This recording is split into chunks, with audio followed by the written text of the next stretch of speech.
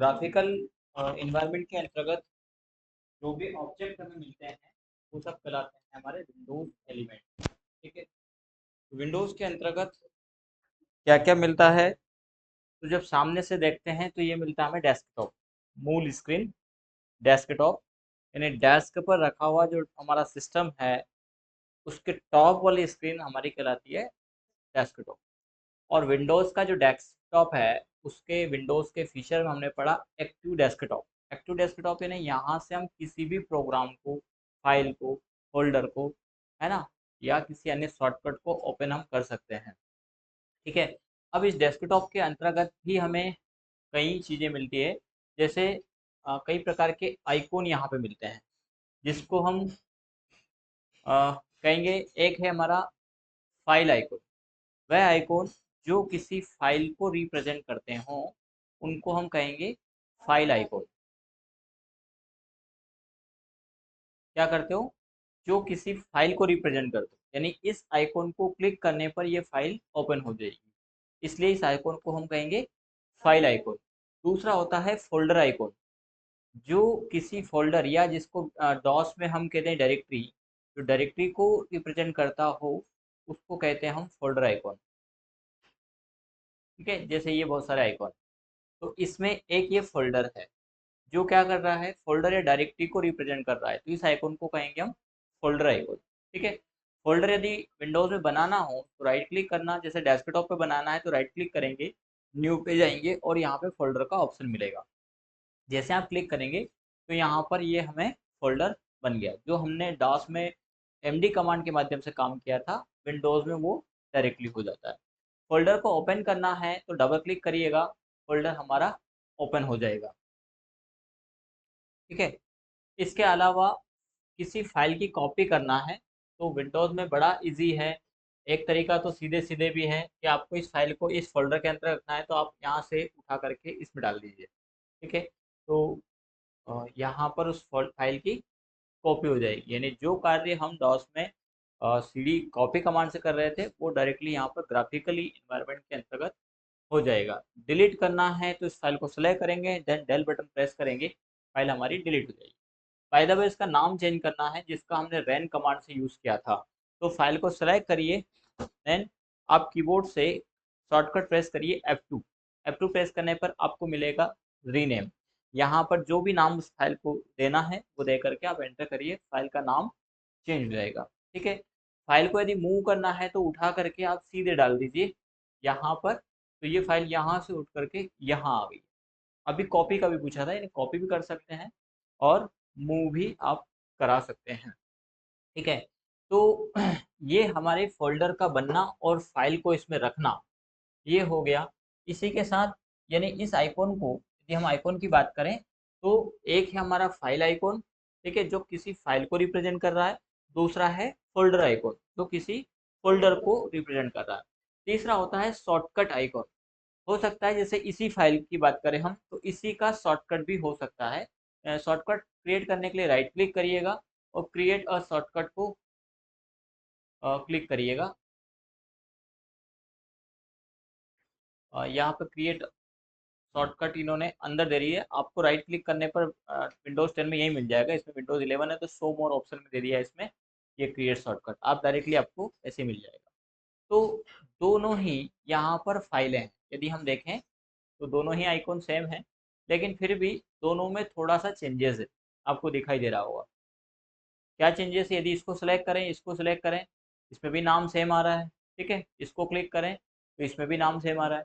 ठीक है, एक चेंजेस तो आपको देखने को मिलेगा कि यहाँ पे एक छोटा सा एरो का चिन्ह लगा है। ठीक है, तो ये बता रहा है कि ये किसी फाइल का शॉर्टकट है, यानी ये मूल फाइल नहीं है। दूसरा, जब आप कर्सर ले जाते हो तो मूल फाइल में उसकी साइज आएगी, जबकि शॉर्टकट स्थिति में साइज नहीं आएगी। ठीक है, ये बोल रहा है कि ये शॉर्टकट है और ये किसका शॉर्टकट है, तो ये वीडियो प्रोवाइडर मनी फाइल का नाम है पूरा, और ये है सी पर यूजर में केसी में डेस्कटॉप पर ये फाइल रखी है।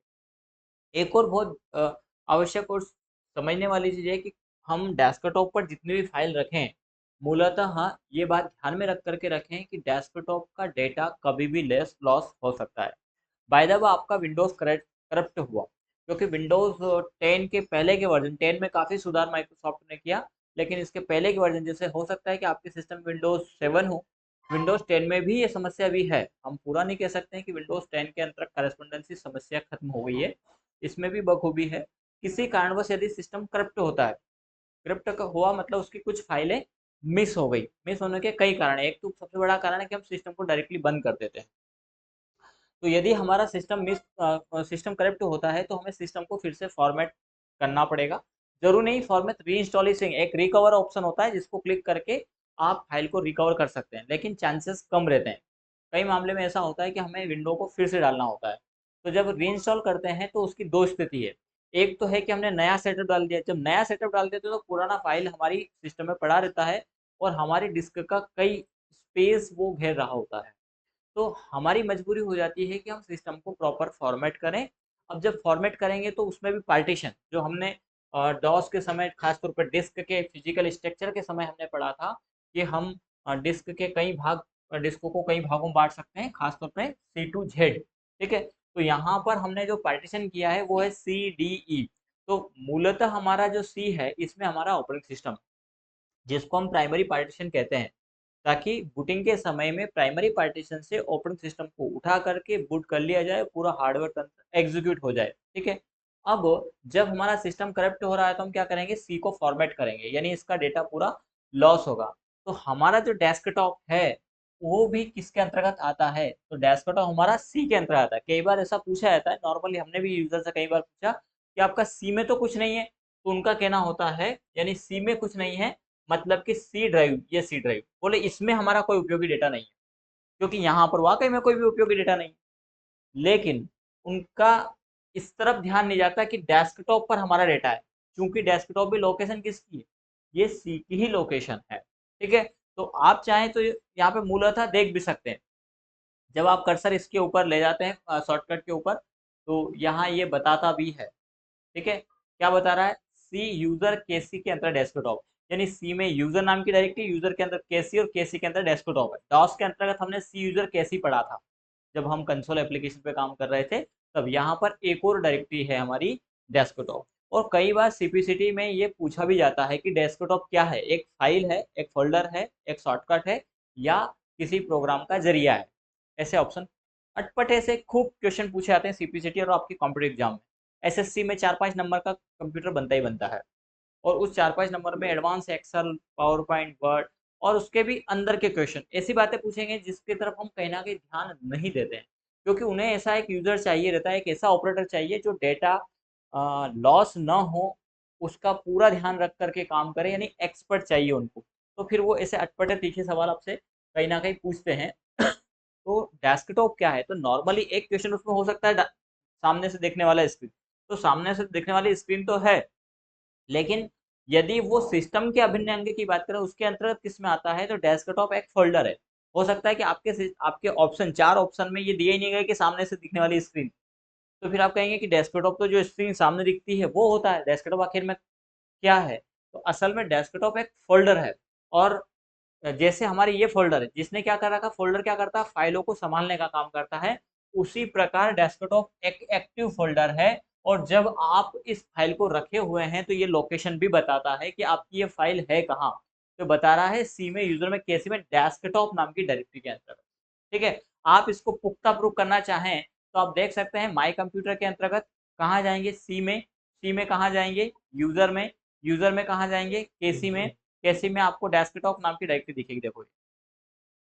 ठीक है, जैसी हमारी डायरेक्टरी वैसी ये भी है, और आगे लिखा भी है फाइल फोल्डर, टाइप क्या है, ये एक फोल्डर है।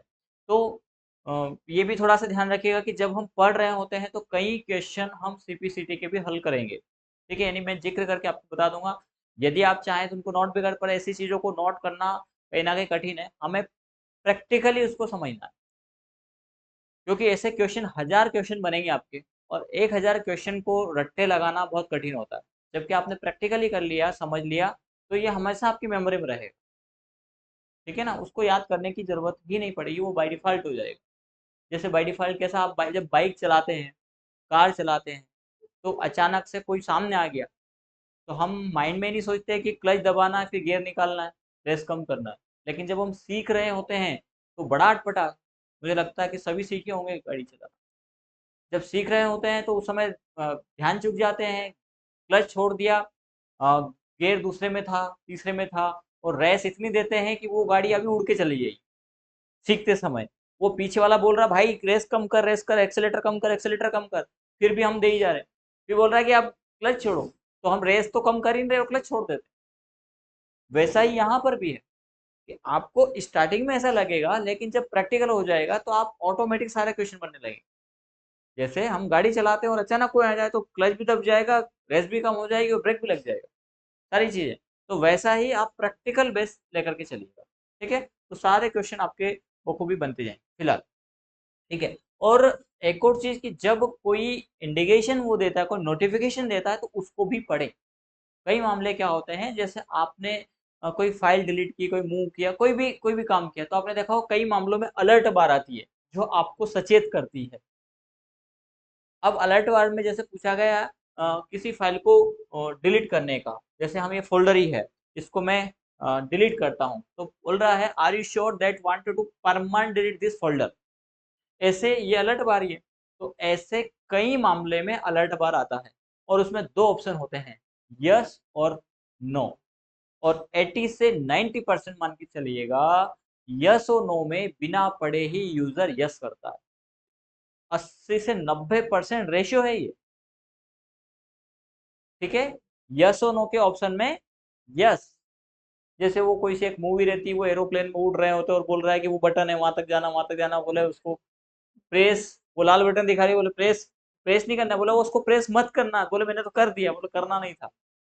तो वैसा ही यहाँ पर भी बोल रहा है, लेकिन हम बिना पढ़े ही यस और नो के ऑप्शन, तो थोड़ा सा हमें इस पे ध्यान देना है, पढ़ करके चलना है, समझ के चलना है, डेटा लॉस नहीं होगा, ठीक है। चलिए, तो एक हो गया हमारा फोल्डर आइकॉन, एक हो गया हमारा फाइल आइकॉन, एक हो गया हमारा शॉर्टकट आइकॉन। तीसरा होता है हमारा प्रोग्राम आइकॉन, जो किसी प्रोग्राम को रिप्रेजेंट करता हो। जैसे ये वर्ड प्रेस का एक आइकॉन है जिसमें डब्ल्यू लिखा भी है, ये एक प्रोग्राम आइकॉन है। ये एक प्रोग्राम आइकॉन भी है, उस एप्लीकेशन का शॉर्टकट आइकॉन भी है। ये फाइल का शॉर्टकट है, जबकि ये प्रोग्राम का शॉर्टकट है। यहाँ पर ये भी एक आइकॉन है जो प्रोग्राम को रिप्रेजेंट कर रहा है। तो ये एक प्रोग्राम आइकॉन भी है और शॉर्टकट आइकॉन भी है, ठीक है।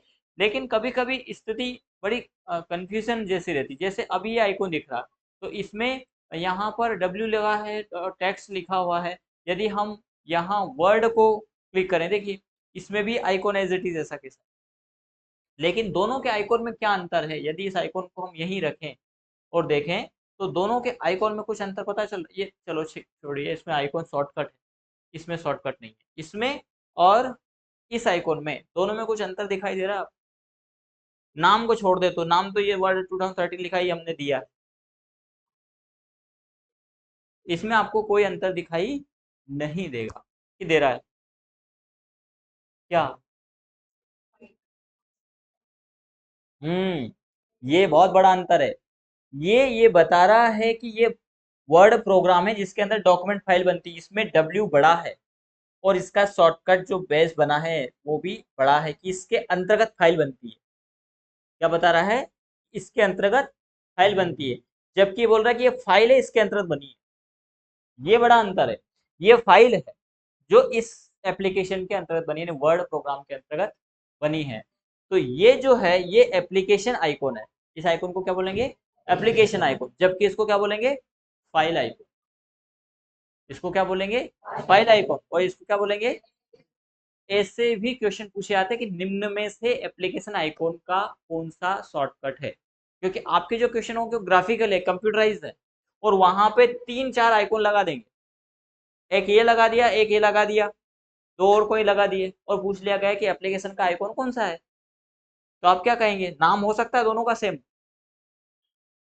नाम सेम होगा, वर्ड 2013 लिखा है, यहाँ भी वर्ड 2013 लिखा होगा, फिर आप क्या कहेंगे? तो आपको कहना पड़ेगा ये, क्योंकि ये क्या बता रहा है कि ये वर्ड एप्लीकेशन, इसके अंदर डॉक्यूमेंट फाइल बनती है, और ये क्या बता रहा है? फाइल है जिसके जो वर्ड के अंदर बनी है। बोले सर ऐसा भी होता है क्या? खूब होता है। यानी आपको निगाहें कैसी होनी चाहिए? गिद्ध की तरह, पैनी नजर होना चाहिए, कहाँ क्या घटना घटी, उन घटनाओं पर ध्यान देना, ठीक है, वैसे ही क्वेश्चन पूछे जाएंगे और उलझाने वाले बखूबी पूछे जाएंगे। तो इस आइकॉन को बोलेंगे हम एप्लीकेशन आइकॉन। तो एक है फाइल आइकॉन, दूसरा फोल्डर आइकॉन, तीसरा है शॉर्टकट आइकॉन, चौथा है हमारा एप्लीकेशन आइकॉन। एप्लीकेशन आइकॉन किसी एप्लीकेशन को रिप्रेजेंट करते हैं, जैसे ये गूगल क्रोम, इसको क्लिक करने पर क्रोम ओपन होगा, तो ये क्या है, क्रोम का एप्लीकेशन आइकॉन है। साथ ही साथ ये शॉर्टकट आइकॉन भी है। अब जरूर नहीं है कि किसी प्रोग्राम का शॉर्टकट हो तभी वो खुले, हो सकता है कई प्रोग्राम ऐसे इसमें हैं जो जिनके शॉर्टकट नहीं, जैसे वर्ड की बात करें तो ये फाइल है लेकिन वर्ड का यहाँ पर आइकॉन नहीं है। ठीक है, तो जो जिनके शॉर्टकट बनाने की परमिशन दी या हमने बना लिए, वो यहाँ पे बनाने के सिस्टम बाय डिफॉल्ट, जैसे ये ओबीएस है या वेब पेज में करे तो इनके बाय डिफॉल्ट आइकॉन बनते हैं जब हम इंस्टॉल करते हैं। हालांकि वो पूछता है कि क्या इसका शॉर्टकट क्रिएट कर दूं, आपने कहा यस तो वो करेगा, नहीं करता नो कर दिया तो वो नहीं करेगा। लेकिन आपको किसी एप्लीकेशन की यदि शॉर्टकट की आवश्यकता भी है तो यहाँ पर शॉर्टकट का आइकॉन ऑप्शन भी मिलता है, राइट क्लिक करिए, आपको राइट क्लिक में क्रिएट ए शॉर्टकट मिल जाएगा, यहाँ पर शो मोर फीचर में मिलेगा, कहाँ गया, सॉरी न्यू में मिलेगा शॉर्टकट। ये शॉर्टकट को क्लिक करके आप उसका लोकेशन दे दीजिए जिसका भी आपको, जैसे सपोज करिए कि हमें नोट पैड का शॉर्टकट बनाना है, तो हमने नोट पैड दे दिया, देन फिनिश किया, तो ये नोट पैड का शॉर्टकट बन गया। तो पहले शॉर्टकट नहीं था, अब हमारा एक शॉर्टकट यहाँ पर क्रिएट हो गया। तो ऐसे हम किसी फाइल का भी शॉर्टकट बना सकते हैं, लेकिन शॉर्टकट बनाने में भी ये बात विशेष ध्यान रखें कि यहाँ पर आपके उपयोगी फाइलों का शॉर्टकट नहीं होना चाहिए। एक अच्छा यूजर डेस्कटॉप पर कम से कम शॉर्टकट रखता है। तो बोले सर आप अच्छे यूजर नहीं हो के इतने सारे शॉर्टकट है, असल में ये हाँ, यहाँ पर मैडम भी डेटा पढ़ाते हैं तो कुछ फाइलें उन्होंने उनकी रख रखी है और ये टेम्परेरी, ये हमारी उपयोगी फाइलें नहीं है। वैसे यदि आपका पर्सनल सिस्टम है तो आप इसमें कम से कम फाइलों को डेस्कटॉप पर रखिए, शॉर्टकट को रखिए, क्योंकि आपकी परफॉर्मेंस को रिप्रेजेंट आपका सिस्टम करता है। आप देखेंगे बैंक वगैरह में भी आप जाएँ या किसी भी संस्था में जाएँ तो वहाँ देखेंगे कि जिनकी एज 40 प्लस है, 45 प्लस 50 समथिंग है, उनकी स्क्रीन पूरी भरी रहेगी। और जो नई जनरेशन के भर्तियां हुई, जो नए ऑपरेटर्स आए हैं, नए यूजर्स आए हैं, सॉरी नए एम्प्लॉयज जो है वो आए हैं, तो उनकी स्क्रीन आपको नीट एंड क्लीन मिलेगी। तो जो स्क्रीन जितनी ज़्यादा भरी है वो ये बताती है कि कमज़ोर यूज़र है, क्योंकि इसको उस एप्लीकेशन का खोलने का तरीका नहीं मालूम, इसलिए डेस्कटॉप पर क्लिक करके एप्लीकेशन ओपन कर लेते हैं। यानी इनको ज़्यादा कंप्यूटर का नॉलेज नहीं आ रहा, इनको पर्टिकुलरली एक एप्लीकेशन का नॉलेज है, इसके अलावा इनको ज़्यादा नहीं पता।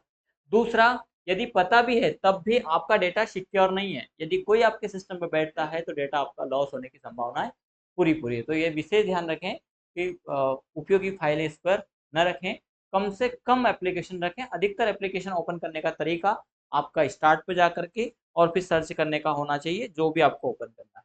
और मूलतः कीबोर्ड को भी जब आप प्रेस करें चलाएं, माउस का यूज इस्तेमाल कम करें। रूटीन ऐसा बनाएं कि जहां आवश्यक है वहां कीबोर्ड, जहां आवश्यक है वहां माउस। ठीक है, जैसे हमें किसी प्रोग्राम को खोलना है तो स्टार्ट को क्लिक करेंगे, देन टाइप करेंगे, प्रोग्राम हमारा ओपन हो जाएगा। ठीक है, चलिए बढ़ते हैं आगे। तो ये हमारा शॉर्टकट आइकॉन है, साथ ही साथ एप्लीकेशन आइकॉन भी है। तो अगला आइकॉन हमारा आता है file icon, folder icon. Short folder icon के साथ में शॉर्टकट आइकॉन भी हमारा हो गया, एप्लीकेशन आइकॉन भी हमारा हो गया। इसी के साथ कुछ आते हैं हमारे सिस्टम आइकॉन। सिस्टम आइकॉन वह आइकॉन जो सिस्टम के साथ में हमेशा इनबिल्ट रहते हैं, उन आइकॉन को हम बोलते हैं सिस्टम आइकॉन। तो सिस्टम आइकॉन कौन कौन से हैं? तो सिस्टम आइकॉन है माई कंप्यूटर, रिसाइकल बिन, इसी के साथ नेटवर्क प्लेस या नेटवर्क, ठीक है, इसके अलावा कंट्रोल पैनल और एक यूजर डायरेक्टरी, ये केसी नाम की एक यूजर डायरेक्टरी है। ये हमारे क्या कहलाते हैं? System icon. तो सिस्टम आइकॉन क्या है? वह आइकॉन जो सिस्टम के साथ में हमेशा अवेलेबल रहते हैं। यदि आपके सिस्टम में ओपन सिस्टम है तो ये आइकॉन रहेंगे, इनको आप चाह करके भी डिलीट नहीं कर सकते। इन आइकॉन को सबको आप डिलीट कर सकते हैं, ठीक है, लेकिन इन आइकॉन को आप डिलीट नहीं कर सकते हैं।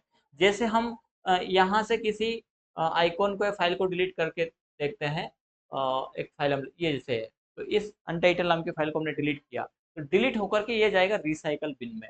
जब आप रिसाइकल बिल में देखेंगे तो यहाँ पर वो फाइल आपको मिलेगी, अनटाइटल नाम से है। ठीक है, आप यहाँ से चाहें तो इसको परमानेंट डिलीट कर सकते हैं, या फिर वापस इसको रिस्टोर भी कर सकते हैं अपने मूल स्थान पर। लेकिन जब आप इस फाइल को छोड़ करके सिस्टम में से कोई आइकॉन, जैसे हमने माई कंप्यूटर को ही यहाँ से सेलेक्ट किया, देन डिलीट कर दिया, तो फाइल यहाँ से डिलीट हो गया। जबकि अभी हमने जिक्र किया कि सिस्टम आइकॉन को आप चाह करके भी डिलीट नहीं कर सकते। जब डिलीट नहीं कर सकते तो फिर अभी डिलीट हुआ क्यों? आप कर ही नहीं सकते तो डिलीट हुआ क्यों? जब डिलीट डिलीट हमने किया, इसका मतलब है कि वो रिसाइकल बिन में जाना चाहिए। लेकिन जब आप यहाँ पे जाएंगे तो आपको ये आइकॉन नहीं मिलेगा। नहीं मिलेगा तो फिर ये डिलीट हुआ तो गया क्या? हाँ, बोले परमानेंट डिलीट हो गया। ना जी ना। जब आप किसी फाइल को परमानेंट डिलीट करते हैं, सपोज करिए कि हम ये बुक नाम की फाइल है, इसको हम परमानेंट डिलीट करें। परमानेंट डिलीट करने में और टेम्परेरी डिलीट करने में ये अंतर है कि जब डिलीट बटन आप प्रेस करेंगे तो वो टेम्परेरी डिलीट होगा, यानी रिसाइकल बिन में जाएगा। और विंडोज 7 में तो आपसे मैसेज ही पूछता है, do you want to move this file, इस प्रकार का। यानी क्या होगा, ये आपका यूजेबल क्षेत्र है। इस यूजेबल क्षेत्र से सिस्टम क्या करता है, इसको अनयूजेबल क्षेत्र, क्योंकि यहाँ रिसाइकल बिन जो है वो एक कचरे का डिब्बा है, यहाँ पर आपने किसी फाइल को रखा है तो वो उस फाइल को एक्सेस नहीं कर सकते तब तक जब तक आपने उसको रिस्टोर नहीं किया है। ठीक है, तो ये यूजेबल क्षेत्र है, यहाँ से डायरेक्टली फाइल आपकी एक्सेस होगी, जबकि यहाँ से आपकी फाइल एक्सेस नहीं होगी। अब जब आपने इस फाइल को डिलीट किया तो विंडोज 7 में आपसे मैसेज पूछता था कि क्या इसको मूव कर दूं रिसाइकल बिन में, हमने कहा यस कर दीजिए, तो मूव कर देता था। विंडोज 10 में आकर के उन्होंने कहा कि यूजर से पूछे फिर वो यस करे, यानी उसने डेल बटन प्रेस क्यों किया? डेल बटन प्रेस करने का मतलब ही है कि वो मूव करना चाह रहा है रिसाइकल बिन। तो विंडोज 10 में थोड़ा सा चेंज किया कि हम पूछने की बात खत्म करते हैं, यूजर ने प्रेस किया, इसका मतलब है कि वो रिसाइकल बिन में पहुंचाना चाह रहा। बाय द वे उसको लगता है कि नहीं गलती से हो गया तो वो रिस्टोर कर लेगा, फिर हम डिलीट पूछने का क्या मतलब रहा? तो विंडोज 10 में कहा कि अब हम पूछेंगे नहीं, आपने डिलीट बटन प्रेस की तो हम सीधे उठा के रिसाइकल बिन में डाल देंगे। तो हमने यदि यहाँ पर किसी भी फाइल को सिलेक्ट किया और डिलीट प्रेस किया तो बिना पूछे ही उसने रिसाइकल बिन में डाल दिया। यहाँ पर जाकर के हम, यदि हमें लगता है कि ये हमारे काम की है तो हम उस फाइल को डबल क्लिक करेंगे, देन उसको हम रिस्टोर कर लेंगे तो ये अपने मूल स्थान पर आ जाएगा, जो भी फाइल हमारी है ओके करेंगे। यदि हमें नहीं चाहिए ये तो हम इन फाइलों को सिलेक्ट करेंगे, कंट्रोल ए से सिलेक्ट कर सकते हैं all, then delete button press करेंगे। डिलीट करते समय आपसे पूछ रहा, are you sure wanted to permanent delete this file, तो जैसे ही हमने इसको यस किया ये परमानेंटली यहाँ से डिलीट हो गई। ठीक है, अब यदि हम यहाँ रिसाइकल बिन में मूव करना ही नहीं चाहते हैं, हमें फाइनली है कि हमें डिलीट करना ही है, तो फिर आप इस फाइल के साथ में, जैसे हम इस फाइल को डिलीट करना है तो इसके साथ में शिफ्ट के साथ में डिलीट करिए। शिफ्ट के साथ में आपसे पूछेगा क्या आप इसको डिलीट करना चाहते हैं, हमने कहा यस, तो ये हमारा डिलीट कर देगा। ठीक है, तो यहाँ पर जो रिसाइकल बिन है वो यहाँ पर टेम्परेरी रूप से फाइलों को डिलीट कर रहा है। ठीक है, अब यदि हम सिस्टम आइकॉन की बात करें तो हमारा माई कंप्यूटर जिसको हमने डिलीट बटन प्रेस किया, इसका मतलब था कि वो रिसाइकल बिन में आना चाहिए था, पर वो रिसाइकल बिन में मिला ही नहीं। जबकि नॉर्मली हमने फाइल को डिलीट किया तो वो रिसाइकल बिन में, परमानेंट डिलीट करते तो हमसे मैसेज पूछता, यानी शिफ्ट के साथ में प्रेस किया ही नहीं, फिर भी हम एक आइकॉन को शिफ्ट के साथ में डिलीट करके देख लेते हैं। तो शिफ्ट के साथ में डिलीट हुआ तब भी इसने मैसेज नहीं किया, और डिलीट प्रेस किया तब भी इसने मैसेज नहीं किया, यानी ये रिसाइकल बिन में पहले भी नहीं गया और अब भी नहीं गया। तो क्या ये परमानेंट डिलीट हुआ? तो बिना परमिशन के तो परमानेंट डिलीट होता ही नहीं है।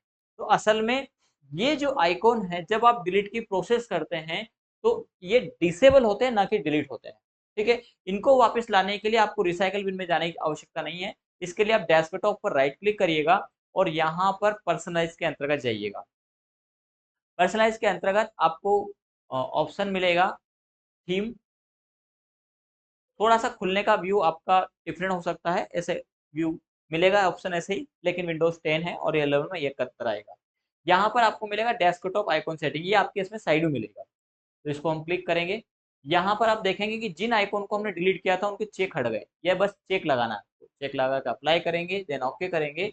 आप पाएंगे कि जो आपने डिलीट किया था वो वापिस आ गए, यानी ये डिलीट हुआ ही नहीं। जब डिलीट की बटन प्रेस करते हैं तो ये क्या होते हैं, डिसेबल होते हैं। तो तमाम जो है कि सिस्टम आइकॉन हमेशा सिस्टम के साथ में रहेंगे, इनको आप डिलीट कर ही नहीं सकते। डिलीट होने की स्थिति में ये डिसेबल होंगे। तो कौन कौन से हैं? माई कंप्यूटर, माई नेटवर्क, पहले इसका नाम माई कंप्यूटर था, अब नाम दिस पीसी कर दिया। तो हमारे रूटीन में आज भी माई कंप्यूटर ही बना हुआ है, पर इसका नाम है दिस पीसी। पहले इसका नाम माई नेटवर्क था, ओनली नेटवर्क कर दिया गया।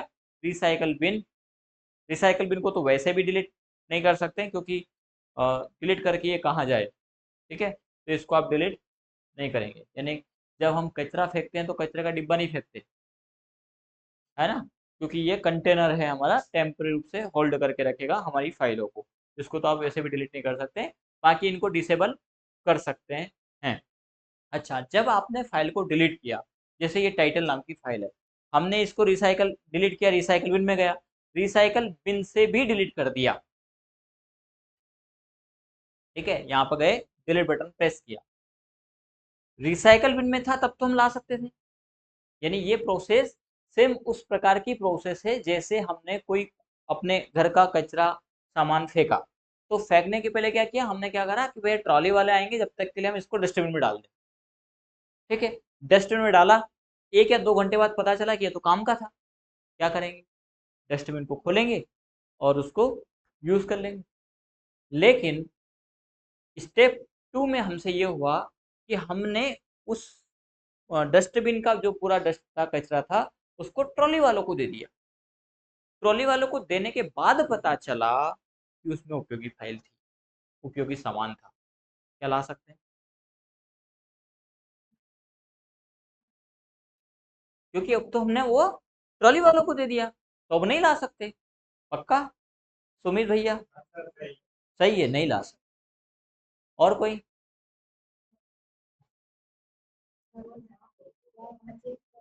नहीं, मैं तो ये सिर्फ बात पूछ रहा हूँ कि ला सकते हैं या नहीं ला सकते। कुछ लोग हैं ला सकते हो, बाकी ना ला ना, ना लाने वाले कितने लोग हैं? नहीं ला सकते हो तो गया, ध्यान रखना, वो ट्रॉली वालों को दे दिया है, इसके बाद में बुलवा रहा हूँ आपसे। ला सकते हैं नहीं ला सकते? कुछ नई वाले भी है, कुछ लाने वाले। अच्छा, लाने वाले कितने लोग हैं जो ला सकते हैं?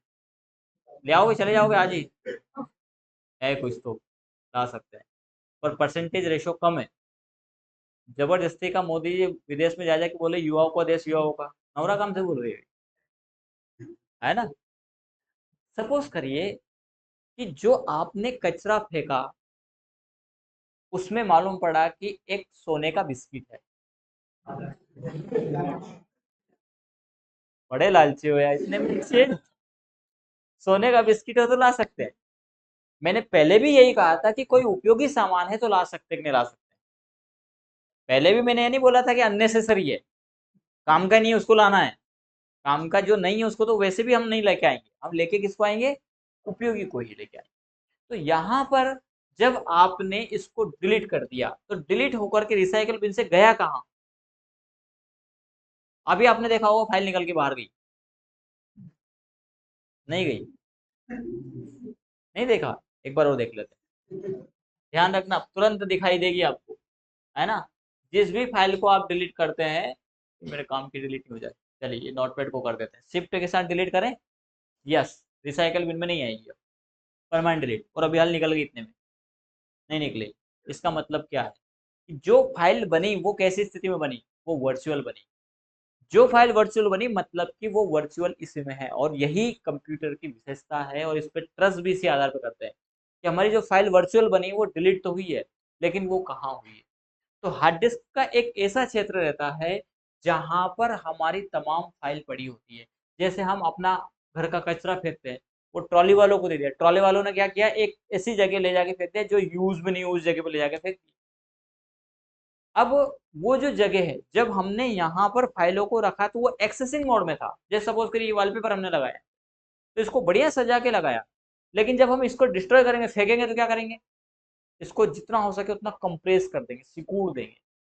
वैसा ही सिस्टम के साथ होता है कि जब आपने फाइल को डिलीट किया तो वो अनएक्सेसिबल क्षेत्र में रहता है, वो एक्सेस नहीं होती है। तो जब एक्सेस नहीं होती, एक्सेसिबल स्थिति में सपोज करिए कि कोई फाइल 1 MB की है, तो वो अनएक्सेसिबल मेथड में बहुत कम, यानी केबी में पहुंच जाएगी, बहुत छोटी, कम से कम साइज में पहुंच जाएगी। वहां पर एक एक पर्टिकुलर स्पेस डिस्क बचा के रखता है। यदि आप माई कंप्यूटर में जाएंगे और यहाँ पे डिस्क का स्पेस विवरण देखेंगे तो यहाँ पाएंगे कि 278 का स्पेस ये बता रहा है फर्स्ट, यानी पार्टीशन सी। पार्टीशन डी बता रहा है 97.6 और 97.6। ठीक है, यदि हम इनको राउंड फिगर में 100 जीबी भी जोड़े तो 100 200 और 200 ये 280 हम इसमें जोड़ लें तो 480 टोटल स्पेस ये बता रहा है। कितना बता रहा है? राउंड फिगर में हमने जोड़ा है एक लेवल। लेकिन यदि मार्केट में आप जाओगे कि 480 जीबी का हार्ड ड्राइव दे दो या एसएसडी दे दो तो आपको नहीं मिलेगा। मेमोरी का मापक इकाई मैंने आपको स्टार्टिंग में बताया था, कैसे 8 8 16 32 64 128 256 512, ये रूटीन है। जबकि हमारा 480 का कोई कंसेप्ट नहीं बैठ रहा है। तो असल में हार्ड ड्राइव है कितनी या एसएसडी है कितना, तो ये है 512 जीबी का। जब 512 का तो हमें एक्सेसिंग मेथड कितना मिल रहा है, एक्सेसिंग स्पेस कितना मिल रहा है, 480 का। हर इसमें इसने कुछ कुछ स्पेस बचा के रखा कि जब हम यहाँ से फाइलों को डिलीट करेंगे तो वो जाएगी कहाँ, तो बोले एक ऐसा क्षेत्र, जैसे पूरे मकान में भी हमारा कुछ ऐसा जगह रहता है जहाँ पे हम कबाड़े का सामान डाल देते, भर देते हैं उसको जैसे तैसे। यानी बड़े फाइल को, बड़े डेटा को कंप्रेस करके इस छोटी जगह में डाल देते हैं। तो जब रिसाइकल बिन, तो रिसाइकल बिन भी आपको समझना है, रिसाइकल बिन इस डिस्क का यूजेबल क्षेत्र ही है। जैसे ये हमारा रूम है, इसमें ही हमने कचरा डिब्बा रखा है, तो डिब्बा जो है वो यहीं का स्पेस ले रहा है। सपोज करिए कि डिब्बा भर गया, भरने के बाद और कचरा डालो, क्या करेगा? वो जगह हमारी ही यूजेबल क्षेत्र की ही लेगा। तो जब रिसाइकल बिन में बहुत ज्यादा फाइल होती है तो वो हमारा डिस्क का स्पेस कम होता जाता है यूजेबल। यदि आपने रिसाइकल बिन से डिलीट कर दी तो फिर कहाँ जाएगा? जो सिस्टम ने अपने लिए कुछ स्पेस, जैसे ये तकरीबन 100 जीबी का पार्टीशन होगा जिसमें 97 कुछ बता रहा है ये, तो वो जो 3-4 जीबी का स्पेस रखा उसमें इन फाइलों को डाल देता है। अब वो फाइल क्या, उसमें कंप्रेस के बाद भी कंप्रेस हो जाती है, रिसाइकल बिन में भी कंप्रेस रहती है, उसके बाद एक और कंप्रेस को कर दिया था, यानी बड़े डेटा को बहुत छोटा डेटा में कन्वर्ट कर दिया था। अब वो क्या होता है कि आपने जब परमानेंट डिलीट की तो रिसाइकल बिन से वो उस क्षेत्र में चली गई जहां पर हमें दिखाई नहीं दे रही है। रिसाइकल में दिखाई दे रही थी, जहां पर क्लिक करके हमने ले लिया, डिब्बा खोला, ढक्कन खोला, सामान ले लिया। लेकिन अब क्या हुआ, हमने ट्रॉली वालों को दे दिया तो ट्रॉली वाले उसको एक ऐसी जगह पे डाल के आगे यहाँ से नहीं ला सकते, लेकिन तरीका तो ढूंढ सकते हैं क्योंकि सोने का बिस्किट है। तो हमने क्या किया, ट्रॉली वाले से सोचा भाई तू कचरा कहाँ डाल के आया। पहले तो हम तरीका पूछेंगे, भाई एक दिन का कितना कमा लेते हो? बोले 1000। बोले हम 10,000 दें तो हम करेंगे आपके लिए। बोले वो कल का कचरा, जाएंगे उसके साथ सर्च करवाएंगे, क्योंकि यदि एक बिस्किट 10 लाख रुपए का है और 10,000 रुपये लग रहे हैं, हम तो यहाँ तक कि 1 लाख भी दे देंगे क्योंकि वैसे तो गई ही था वो। जब हमारा डेटा इंपॉर्टेंट होगा तो हम सब कुछ करने को तैयार हो जाएंगे। वो बिस्किट तो फिजिकल चीज है, वो एक बार गया तो कोई दिक्कत नहीं, लेकिन डेटा बहुत बड़ी चीज है। एक बार डेटा लॉस हुआ तो यदि कोई बड़ी कंपनी तो धड़ाम से गिर जाएगी। बिन डेटा सब कुछ सुन। तो क्या होता है कि यहाँ पर से फाइल को लाने के लिए, जैसे ट्रॉली वालों को दिया तो वहां से वो सामान लाने के लिए पैसा लगेगा, वैसे ही इस जगह से डेटा लाने के लिए रिकवरी एप्लीकेशन आते हैं जो डेटा को रिकवर करके देते हैं। वो आपको परमानेंट वापस अपने मूल फाइल में दे देंगे, यानी ये इस क्षेत्र में से फाइल को लाया जा सकता है। यानी परमानेंट भी डिलीट कर दिया तो फाइल को लाया जा सकता है, लेकिन उसके लिए फिर एप्लीकेशन की आवश्यकता लगेगी। और कई एप्लीकेशन आपको मिल जाएंगे, लेकिन 1 GB तक का तो फ्री दे देंगे आपको रिस्टोर करके, लेकिन 1 GB से ज़्यादा है तो फिर आपको पैसा देना ही पड़ेगा। तो ये थोड़ा सा इसे ध्यान रखें। रिसाइकल के बाद आप फाइल को नॉर्मली तरीके से नहीं ला सकते, उसके लिए फिर रिकवरी एप्लीकेशन लगेंगे, उनसे उन फाइलों को आप लाया जा सकता है। ठीक है, बाकी का हम डिटेल आइकॉन्स नेक्स्ट क्लास